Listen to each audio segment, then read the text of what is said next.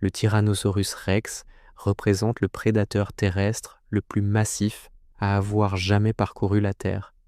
Cette créature constitue l'une des réalisations ultimes de l'évolution biologique.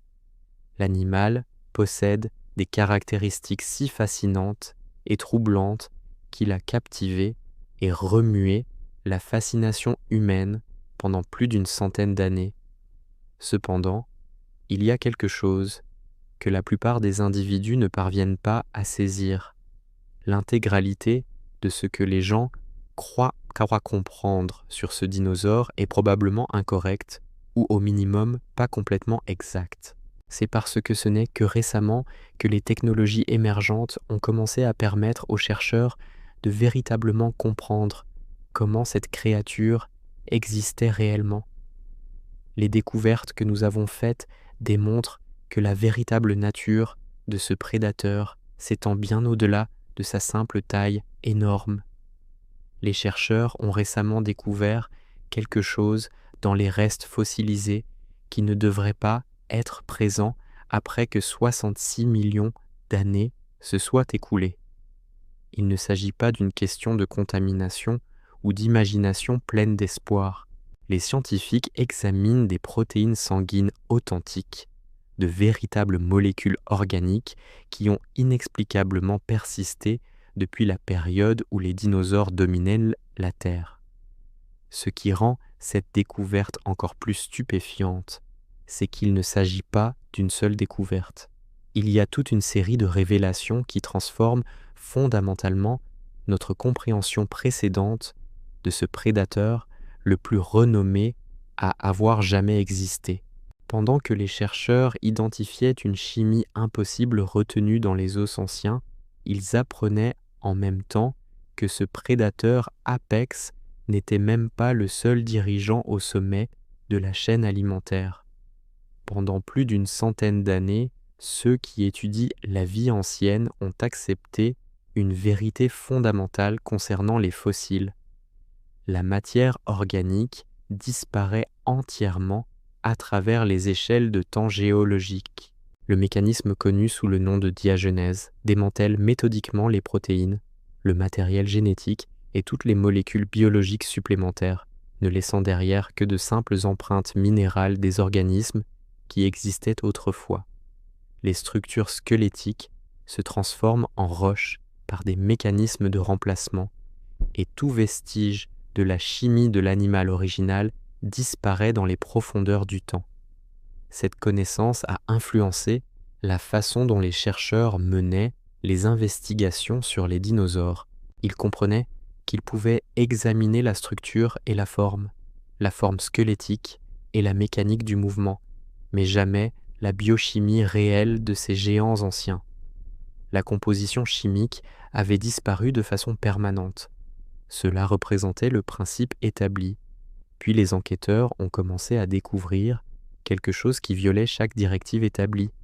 Situé profondément dans la structure osseuse de spécimens préservés dans de minuscules espaces, entre les tissus fossilisés se trouvaient des motifs moléculaires qui semblaient similaires aux protéines sanguines, pas des substitutions minérales, pas de contamination extérieure, mais de véritables molécules organiques. La découverte contredisait tous les concepts acceptés sur les limites de préservation, indiquant que des morceaux d'hémoglobine vieux de 68 millions d'années avaient en quelque sorte enduré la progression continue du temps géologique. La communauté de recherche a explosé avec des désaccords. De nombreux spécialistes ont rejeté les affirmations immédiatement comme étant une contamination provenant de sources contemporaines ou des minéraux incorrectement identifiés. Le concept était tout simplement trop extrême pour être reconnu sans preuve exceptionnelle. Cependant, est ensuite venue l'avancée qui a tout modifié. La méthode qui a finalement démontré que ces protéines étaient authentiques est appelée spectroscopie Raman par résonance. Si cela semble complexe, voici l'information essentielle. Les chercheurs peuvent maintenant employer la lumière laser pour reconnaître les structures moléculaires sans endommager le spécimen. Ils visent des longueurs d'onde particulières d'énergie laser vers des régions microscopiques dans l'os fossile, faisant osciller les molécules à des fréquences spécifiques. Chaque type de molécule génère un motif spectral distinctif produisant ce qui équivaut essentiellement à une identification moléculaire qui peut différencier entre divers composés chimiques avec une précision remarquable. C'est comparable à posséder un détecteur de vérité chimique qui peut révéler exactement ce qui existe à l'échelle moléculaire. L'élément critique réside dans la longueur d'onde d'excitation laser spécifique qui cible particulièrement les groupes M contenant du fer présent dans les molécules d'hémoglobine. Lorsque cette lumière laser verte contacte les liaisons d'hémoglobine authentique, elle crée une conception spectrale unique qui diffère substantiellement de la contamination ou de l'interférence minérale. La méthode peut identifier ces vestiges moléculaires même lorsqu'ils existent comme des fragments minuscules intégrés dans la structure fossile, offrant une preuve définitive de leur source ancienne. Dit autrement, ce n'est pas de la spéculation. Cela représente une recherche solide et reproductible qui prouve au-delà de toute question raisonnable que nous observons de véritables protéines sanguines de dinosaures. Pourtant, voici l'enquête que personne n'avait anticipée. Comment cela est-il même concevable ? Comment la matière organique persiste-t-elle pendant 66 millions d'années lorsque tout ce que nous comprenons sur la chimie indique qu'elle aurait dû disparaître depuis longtemps ? La réponse à cette préservation remarquable implique la goethite, un minéral d'oxyde de fer qui se développe lorsque l'hémoglobine se décompose au fil du temps. C'est là que la chimie devient vraiment captivante. À mesure que la structure protéique initiale se détériore, les atomes de fer des groupes M forment des enveloppes minérales protectrices autour des morceaux de protéines, les entourant essentiellement dans un coffre-fort chimique. Ce mécanisme se produit lentement, le fer fonctionnant à la fois comme un agent de décomposition et un préservateur pour ce qui reste, générant des fossiles moléculaires stables dans la structure rocheuse environnante. Considérez cela un instant. La substance exacte qui détruit la protéine sauvegarde en même temps ce qui reste. C'est comme si la rouille non seulement corrodait le métal, mais maintenait aussi, en quelque sorte, un enregistrement de ce qu'était le métal auparavant.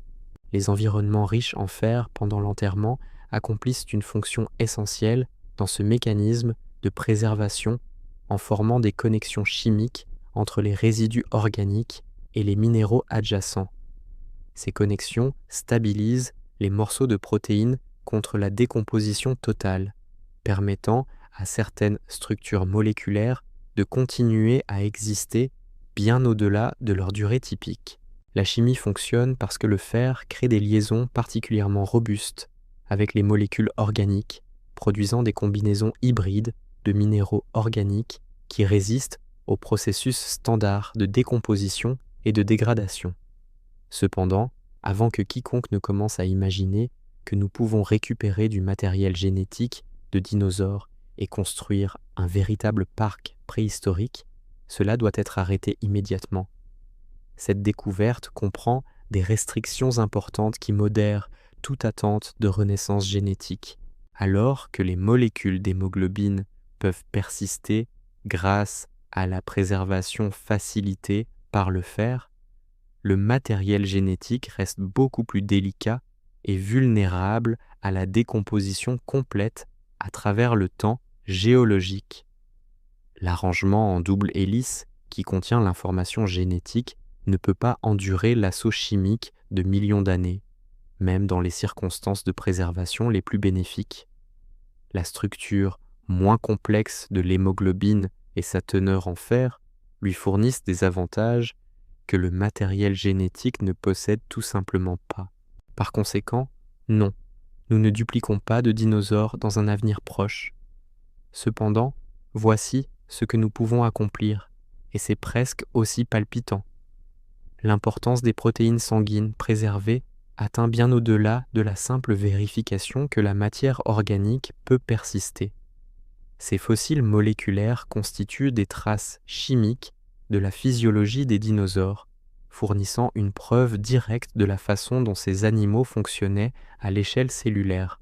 Les chercheurs peuvent maintenant examiner la capacité de transport d'oxygène, les taux métaboliques et la chimie sanguine à partir de tissus réels de dinosaures, au lieu de tirer des conclusions de la structure osseuse seule.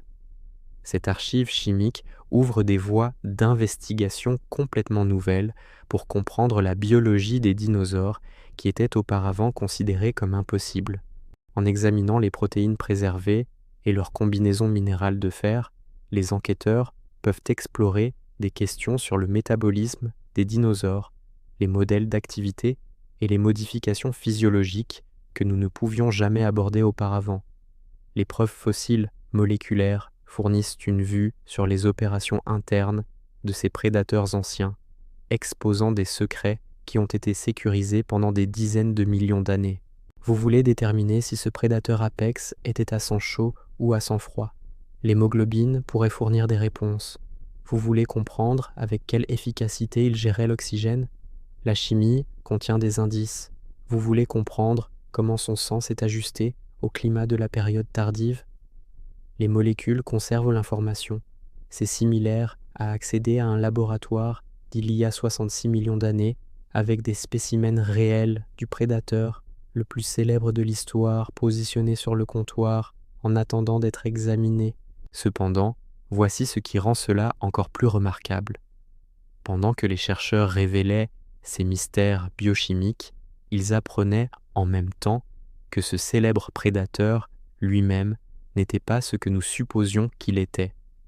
Les découvertes moléculaires constituent juste un composant d'un mystère beaucoup plus grand sur les communautés de prédateurs de la période tardive. Le terrain de l'Amérique du Nord de la période tardive n'était pas le royaume d'un seul souverain tyrannique. Alors que ce dinosaure célèbre a occupé les projecteurs pendant plus d'une centaine d'années, la preuve fossile accumulée expose un arrangement de prédateurs beaucoup plus complexe que quiconque n'avait précédemment conçu. La découverte se concentre sur l'un des arguments les plus intenses de la paléontologie, l'identité véritable d'un tyrannosaure plus petit sur lequel les chercheurs se sont disputés pendant de nombreuses décennies. Le différend a commencé avec la question de base de savoir si ce tyrannosaure plus petit constituait une version juvénile ou une espèce complètement distincte. Pendant des années, la paléontologie conventionnelle indiquait que ces spécimens plus petits étaient simplement de jeunes individus qui n'avaient pas atteint leur taille complète. Cela semblait logique, correct?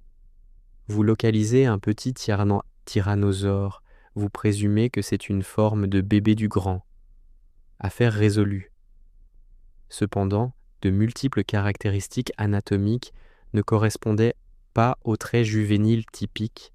Les dimensions du crâne étaient incorrectes. Le placement des dents ne s'alignait pas. Les proportions des membres généraient des incohérences qui rendaient la classification absolue presque impossible en utilisant les approches d'examen traditionnelles. Ce tyrannosaure plus petit avait des membres antérieurs plus grands, des dents supplémentaires, des vertèbres caudales réduites et des conceptions de nerfs crâniens séparés par rapport à l'espèce plus grande.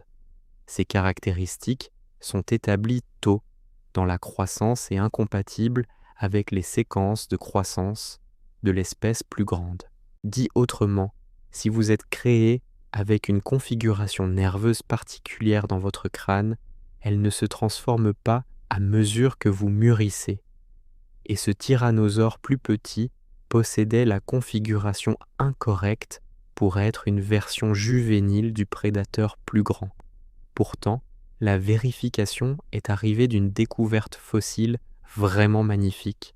Le fossile célèbre des dinosaures en duel a fourni la preuve essentielle nécessaire pour régler définitivement ce mystère de recherche. Ce spécimen exceptionnel découvert dans le Montana contenait à la fois un tyrannosaure plus petit et un dinosaure à cornes sécurisées dans ce qui semblait être leur confrontation ultime, maintenue pour l'éternité dans la pierre. La préservation remarquable a permis aux enquêteurs d'effectuer un examen approfondi de l'arrangement du crâne du tyrannosaure, exposant des caractéristiques qui se démontreraient décisives dans la résolution de l'argument. L'examen avancé de la conception des nerfs crâniens a révélé des routes neurologiques séparées qui variaient considérablement par rapport aux spécimens plus grands reconnus, les passages du nerf optique, les arrangements de l'oreille interne et les dimensions de la cavité cérébrale affichaient des conceptions de croissance mature plutôt que les traits juvéniles anticipés. L'examen des anneaux de croissance du tissu osseux, comparable au comptage des anneaux d'arbres, a vérifié que ce tyrannosaure plus petit avait atteint la maturité squelettique à environ 20 ans lorsqu'il a péri, avec des taux de croissance montrant un spécimen adulte au lieu d'un juvénile en développement. La preuve a définitivement confirmé ce tyrannosaure plus petit comme sa propre espèce. Pas une version bébé du prédateur plus grand, pas une version malade, pas une version rabougrie, une espèce totalement séparée de tyrannosaures qui existait aux côtés du roi célèbre. Cependant, voici où le récit devient encore plus étonnant. L'investigation supplémentaire a divulgué non pas une, mais 2 espèces distinctes de tyrannosaures plus petits occupant l'écosystème de la période tardive. Les chercheurs ont reconnu 2 espèces distinctes, ayant chacune des caractéristiques crâniennes uniques, des configurations dentaires et des modifications squelettiques qui les séparent l'une de l'autre et de l'espèce célèbre plus grande.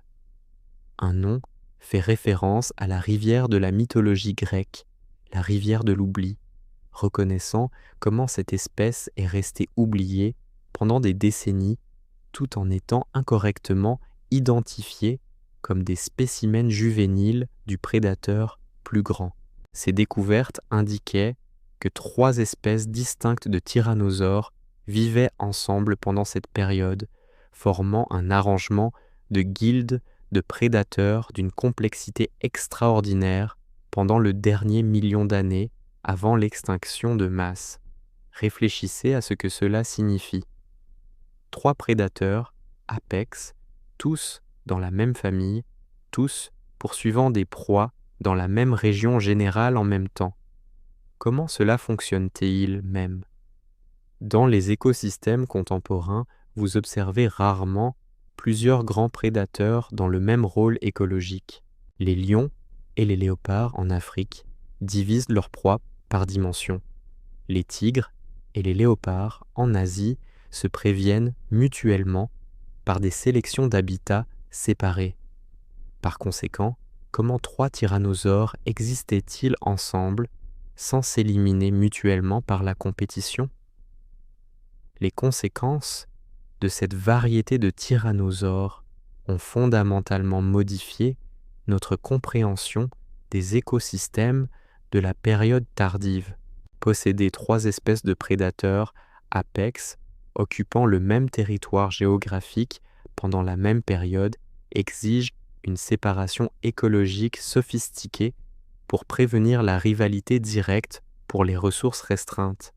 Chaque espèce se concentrait probablement sur diverses dimensions de proie, approches de chasse et besoins territoriaux pour exister ensemble sans forcer les autres à l'extinction par la pression compétitive. Les variations de taille entre les 3 espèces de tyrannosaures indiquent des fonctions écologiques séparées dans l'arrangement des prédateurs. Le plus grand comme le plus massif se concentrait probablement sur d'énormes herbivores utilisant la pure puissance pour vaincre les proies fortement protégées. Les espèces plus petites poursuivaient probablement des herbivores de taille moyenne plus agiles, dépendant de la vélocité et de l'agilité au lieu de la force brute. Cette spécialisation a permis à chaque espèce d'utiliser différentes portions de la fondation de proies accessibles sans rivalité directe. C'est comparable à posséder 3 restaurants séparés sur la même avenue. L'un fournit des steaks, l'un fournit des fruits de mer, l'un fournit des pâtes. Ils nourrissent tous des clients, mais ils ne sont pas en compétition pour les clients identiques. L'écosystème des tyrannosaures de la période tardive apparaît comme une guilde de prédateurs sophistiqués où les chasseurs spécialisés occupaient des positions écologiques séparées. Au lieu d'une simple monarchie gouvernée par un seul prédateur apex, cette ère affichait un réseau complexe de connexions prédatrices qui exigeait des modifications comportementales et écologiques exactes. Cependant, voici la réalité. La réalisation de ces prédateurs apex reposait sur plus que de simples dimensions et puissances. Leur supériorité nécessitait des capacités biologiques sophistiquées que les chercheurs ne commencent que maintenant à comprendre. La représentation répandue de ce prédateur apex comme une brute lente et peu intelligente ne pourrait pas être plus distante de la réalité. Derrière ces mâchoires énormes et ces dents qui fracassent les os existait l'un des arrangements sensoriels les plus avancés de la nature. Une réalisation biologique qui a converti ce prédateur, apex, en un instrument vivant d'une précision remarquable. Les investigations sur les moulages du cerveau ont transformé notre compréhension de l'intelligence et de la capacité de traitement sensoriel. Les chercheurs génèrent des moulages approfondis de la cavité cérébrale en cartographiant numériquement les caractéristiques intérieures du crâne, leur permettant d'étudier la structure du cerveau sans nuire aux fossiles précieux.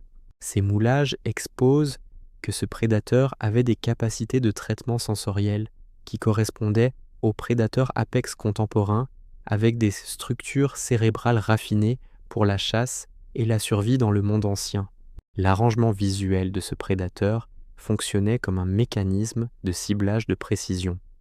Les yeux orientés vers l'avant fournissaient une vision stéréoscopique qui permettait une conscience exacte de la profondeur lors de l'assaut des proies, comparable aux oiseaux de proie modernes comme les faucons et les aigles. Le positionnement des yeux formait des champs de vision qui se chevauchaient et qui permettaient une détermination précise de la distance, cruciale pour chronométrer les assauts de morsures dévastateurs. Contrairement à de nombreux autres dinosaures avec des yeux situés sur les côtés de leur tête, ce prédateur a développé un museau étroit qui ne bloquerait pas sa vision vers l'avant, maximisant la netteté visuelle pendant les poursuites. Les lobes optiques, qui géraient l'information visuelle, étaient proportionnellement comparables à ceux découverts chez les oiseaux vivants, proposant que ce prédateur maintenait une précision visuelle remarquablement élevée. Ce traitement visuel avancé a permis au prédateur de suivre les proies en mouvement à travers divers paysages, reconnaître des mouvements subtils qui pourraient suggérer des animaux dissimulés et organiser des comportements de chasse complexes qui exigeaient un chronométrage exact et une conscience spatiale. L'arrangement visuel fonctionnait en coordination complète avec d'autres systèmes sensoriels pour produire une conscience complète de l'environnement environnant. Cependant, voici ce qui distingue véritablement ce prédateur. Peut-être encore plus remarquables étaient les bulbes olfactifs massifs qui fournissaient des capacités extraordinaires de suivi des odeurs. Ces structures cérébrales élargies, engagées dans le traitement de l'odeur, ont permis l'identification des proies vivantes et des animaux morts à travers d'énormes distances bien avant que l'interaction visuelle ne se produise. Les dimensions de ces bulbes olfactifs indiquent des capacités d'identification chimique sophistiquées qui auraient fourni des avantages essentiels dans la découverte de sources de nourriture et la reconnaissance de dangers potentiels ou de concurrents à travers le terrain. Pour placer cela dans le contexte, ce prédateur possédait un sens de l'odorat supérieur à celui d'un limier moderne. Il pouvait probablement identifier une carcasse à des kilomètres de distance, suivre des proies blessées à travers un paysage changeant et reconnaître des animaux individuels par leurs motifs chimiques. Ce n'était pas simplement un nez, c'était un arrangement de détection biologique réglé pour localiser tout ce qui était comestible dans un rayon massif. La combinaison de ces arrangements sensoriels a formé un ensemble prédateur, raffiné pour les circonstances de la période tardive. La vision stéréoscopique suivait les cibles avec précision, tandis que les énormes capacités olfactives identifiaient les motifs chimiques à partir de distances substantielles. Chaque arrangement améliorait les autres, formant des routes sensorielles redondantes qui garantissaient la réalisation de la chasse même lorsque les sens individuels faisaient face à des restrictions dues aux circonstances environnementales ou à la conduite des proies. Ce prédateur opérait comme un laboratoire sensoriel, vivant fourni avec des instruments biologiques qui constituaient des millions d'années d'amélioration évolutionnaire. Au lieu de dépendre exclusivement des dimensions et de la puissance, ces prédateurs ont réussi, grâce à la domination sensorielle et à la coordination exacte de plusieurs arrangements d'identification. Cependant, voici où les questions deviennent contestées. La collection sensorielle sophistiquée révèle ce prédateur comme un chasseur intelligent dont la supériorité provenait d'avantages neurologiques codés dans la chair et les os. Néanmoins, l'étendue véritable de l'intelligence reste l'un des arguments les plus controversés de la paléontologie. Les calculs initiaux du nombre de neurones indiquaient initialement des capacités cognitives qui pourraient soutenir des arrangements sociaux complexes, conduisant certains enquêteurs à suggérer que ce prédateur était aussi intelligent qu'un primate. Cependant, ces calculs ont depuis été remis en question comme étant considérablement surestimés. Les équipes d'investigation dirigées par des chercheurs ont fourni des calculs corrigés qui positionnent l'intelligence fermement dans les paramètres reptiliens au lieu d'approcher les normes de mammifères. Les investigations récentes alignent la capacité cérébrale plus étroitement avec les crocodiliens modernes qu'avec les primates ou d'autres mammifères.